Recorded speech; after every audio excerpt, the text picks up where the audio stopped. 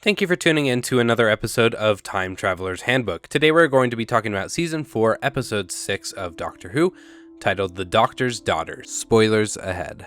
In this episode, the Doctor, Martha, and Donna travel to the planet Messalene, where a war between an army of humans and an army of the species called the Hath are fighting to reach the source before the other side. The Doctor is forced to stick his hand in a progenation machine, which creates the titular Doctor's daughter. While the show is primarily about the relationship between the Doctor and his newfound daughter and him coming to terms with that, most of the episode is free of interesting time travel content. The thing I want to talk about just a little bit in this episode is time dilation.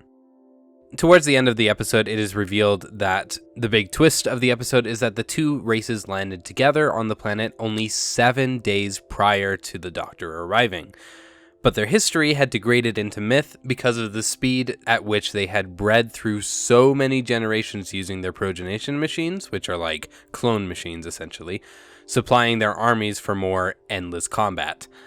This is a very light version of a time travel mechanic, but you can see here that from the perspective of the inhabitant of the ship, time seems to be moving at a highly increased rate. While it doesn't work like this in the show exactly, imagine if time moved at the speed in which they go through generations. Assuming a generation in this case is about 20 years our time, the time between birth and when you're able to have kids, childhood to adulthood would happen in a matter of minutes to hours. This mechanic is called time dilation, or the speeding up or slowing down of time in relative terms to other things. It's the same effect as flying close to a black hole or traveling at near light speeds. You will experience time at a normal speed, but the other people outside your frame of reference will experience time at a different rate. Again, the episode doesn't exactly work like this, and it has to do more with the rapid succession of generations rather than the time moving at a different speed, but again, it brings to mind a mechanic that can be used in other cases.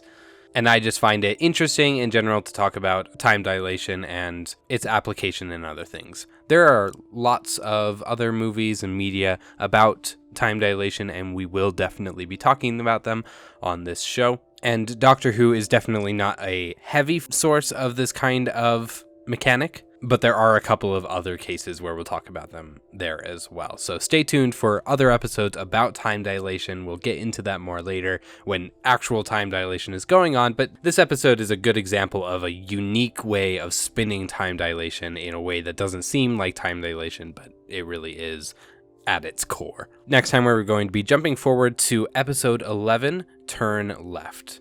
As always, thank you for listening.